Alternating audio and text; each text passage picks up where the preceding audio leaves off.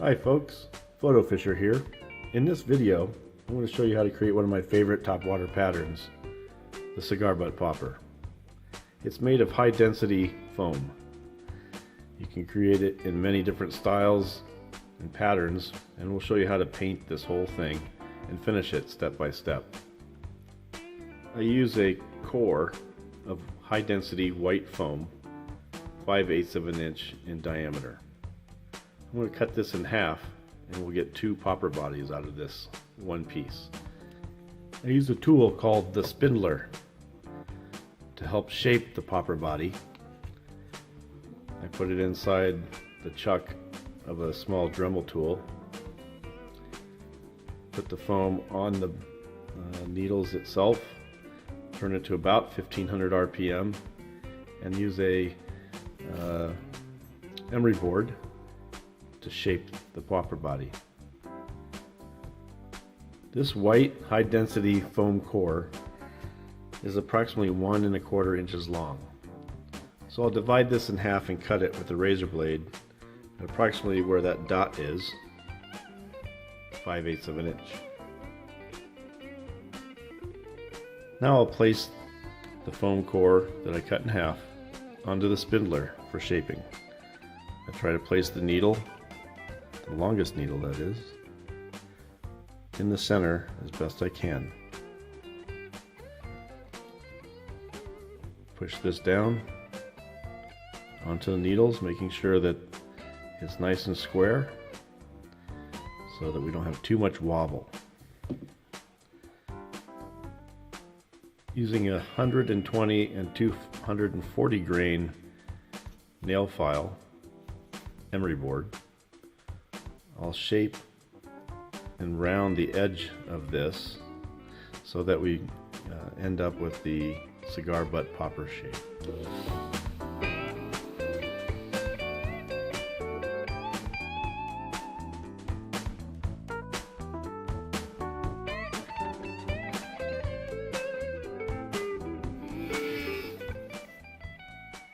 Once we're done with the shape, simply slide it off and you're ready to insert a hook, which I'll show you in the next step. For this size popper, I like to use a Daiichi 2722 size 1/0. Here I've chosen stainless steel, but you can choose a natural bronze color as well. I've mounted the hook in the vise, and now I'm going to put a thread base on. Use any thread you want, it just happens to be white 6/0 here. Now I've got the thread base on the hook. I can apply a drop of cement, slide this on using the hole that the spindler created, and it'll fit on here just perfect. I'm using some Loctite super glue to affix the popper body to the thread wraps on the hook. Place just one drop here. As I apply the popper body to the hook, it'll spread the glue backwards. And I twist this until I get it settled the way I want. And I go just a little bit past the head, leaving a little bit of room for the epoxy coating that we'll put on later. To add a little more realism to the paint job that I put on my poppers is add a little bit of Loon hardhead pearlescent, water-based urethane. In this case I'm choosing pearlescent green, and I'll put 3 coats on this.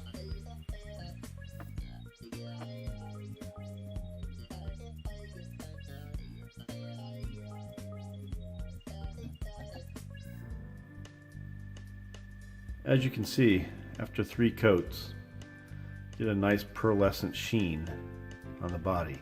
This helps seal the foam and also cover up the dried super glue, which will discolor some of the painting techniques that we'll use here in just a little bit.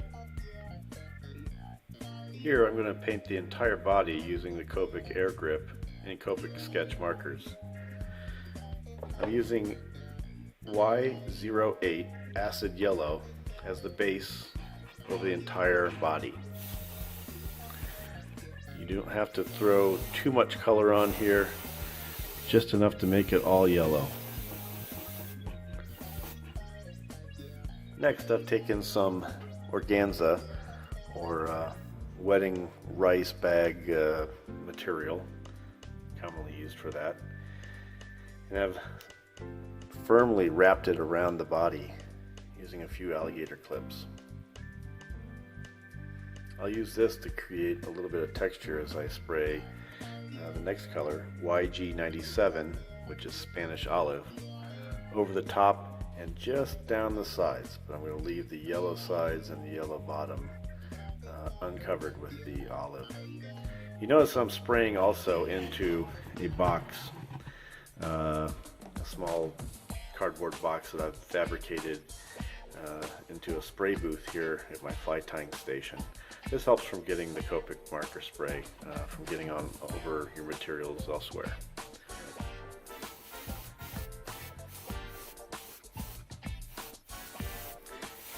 It helps to always have a completely filled marker. So when I buy markers, I also buy the refill for it. So now you can see that graduated color from Spanish olive on the top down to yellow on the bottom. Now let's remove the masking and see what we've got.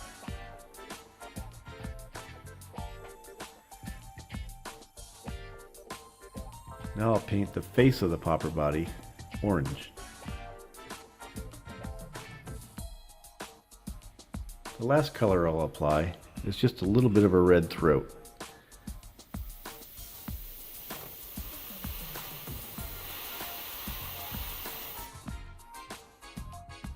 The next step is to paint eyes, spots, and dots. I use some homemade metal dowels with a very flat perpendicular surface to create perfect circles when I paint my dots. So I have different sizes here. I'll start with pure ice green. I love this color for most of my spots and dots on frogs. So I just put a little bit on a piece of paper. I like to use photo paper so that the nail polish does not soak into the paper as it's as I'm using it. That way it doesn't dry out that fast. And I'm going to take the biggest circle dot maker and just apply some dots.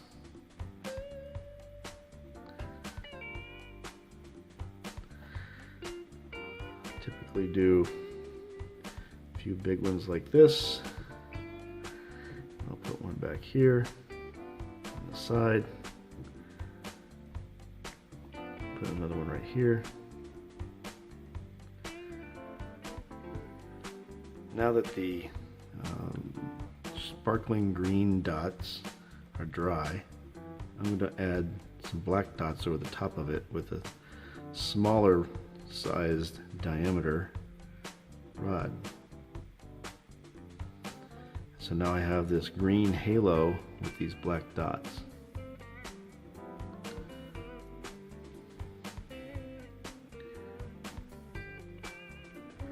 Since I have black out and ready to go, I'm also going to place some black dots with a smaller sized rod around,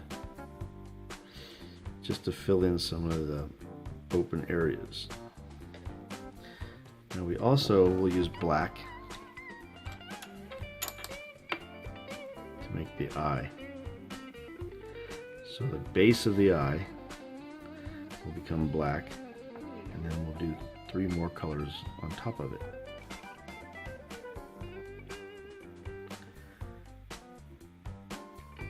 Now that the black is dry, I'm going to go back again with the shiny green and put a shiny green dot on top of the black. Since the black eye dot is dry, I can now put on my second layer, which is going to be yellow, and I'm going to offset it towards the front.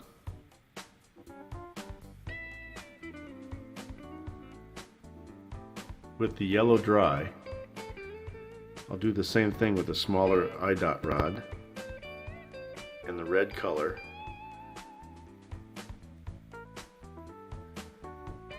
And again, I'll align the red forward so that we have black, yellow, red, kind of looking forward. Now that the red part of the eye is dry, you can either leave it that way or put one extra smaller dot of black, just like so.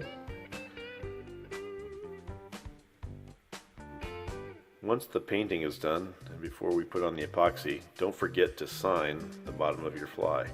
It always makes a nice personalized touch. That completes the painting of this popper body. Now we'll add some epoxy for a hardened protective coating, and we'll add some glitter in it for some sparkle and shine. Here I've labeled the glitter vials myself. For this style of popper, I like copper red.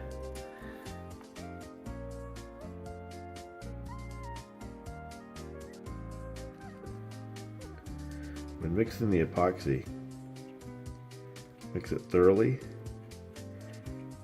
and at first it will get cloudy, and then it will clear up. When it clears up, it's ready to apply to the fly. Don't worry about air bubbles. Those will settle out during the curing process.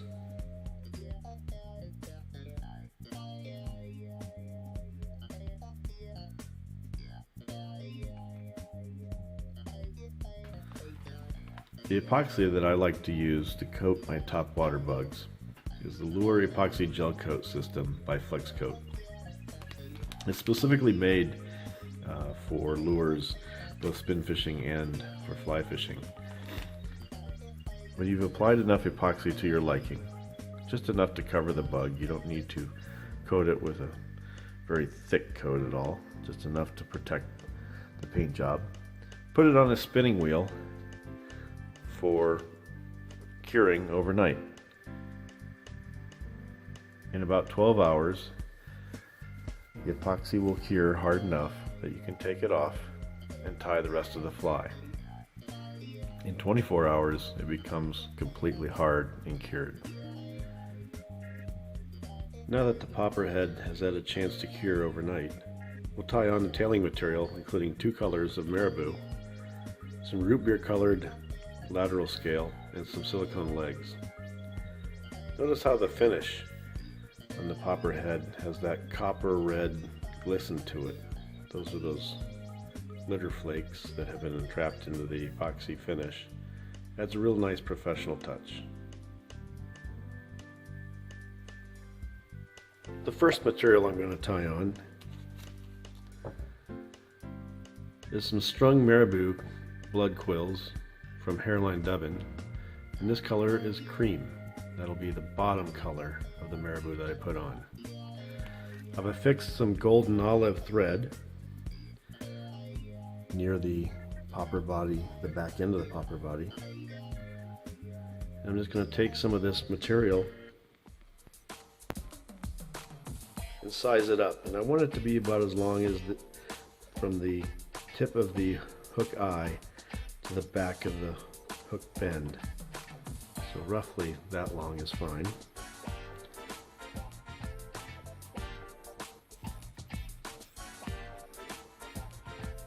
Latch it on very securely.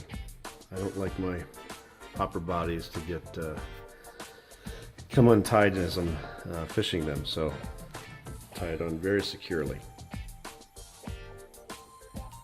The next color of marabou I'll tie in is golden olive, also by Hareline Dubbin. This will go on top of the cream color. I pre-measured and cut the marabou. I tie that on nice and securely. So now that we have a bicolor tail segment in the back.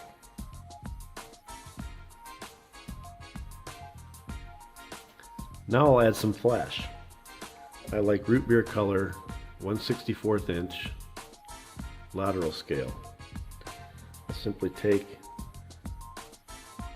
one long strand of about 5 pieces and bring it up and around and capture the thread. Tie the front side off. Move this around and tie it on the back side. I'll cut this to length. And I like it to be just a little bit longer than the marabou itself. So about right here. And that'll add enough sparkle and flash to the back end. The next thing I'll tie in is some silicone legs. I've selected 3 strands and folded them in half. I'll cut them so that each strand has a brown part and a chartreuse part. Just like I did with the crystal flash, I should say the lateral scale, I'm going to trap the leg material with the thread and make the leg material about as long as the marabou. If you have it any longer, it might get fouled in the hook as you cast it. And just loosely tie it in place. And I'm going to do that on the other side as well. To hold the legs forward, as I tie in a collar hackle, I use a section of standard electrical tape. Electrical tape won't mar the finish or hurt any of the materials that I'm tying on. And I just hold those forward like that. The final material that I'll put on, which I did not show earlier, is whiting soft hackle with chickaboo.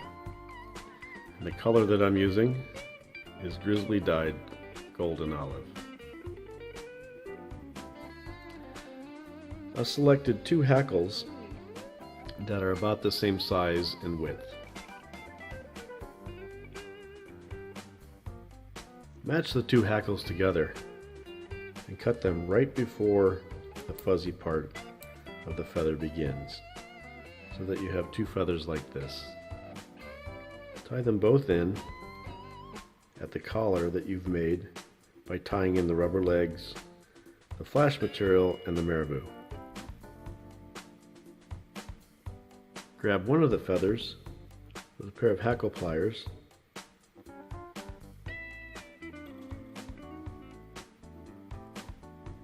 and firmly wrap it forward towards the back of the popper body and tie that feather off. And repeat the step for the second feather. Notice how I bend the feather backwards just a little bit to train the feather to go the right way when I wrap it towards the back of the popper body. Weave the feather in and out of the previous one.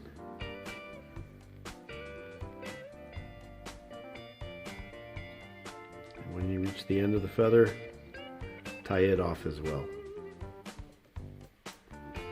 Can I preen the feathers so that they all become loose and unstuck from each other? And here's a trick that I do to help strengthen those feathers from a toothy critter bite, is I take my thread and work itself back and then back again forward towards the back of the popper body to kind of interlace the thread in between the feather fibers. And I like to add a generous dot of thin head cement on the underside just to soak in those thread wraps. Don't need too much, you don't want to soak the entire feather. And we'll take off the electrical tape, which is holding our legs away from us as we tie. And a finished cigar butt popper is ready to fish.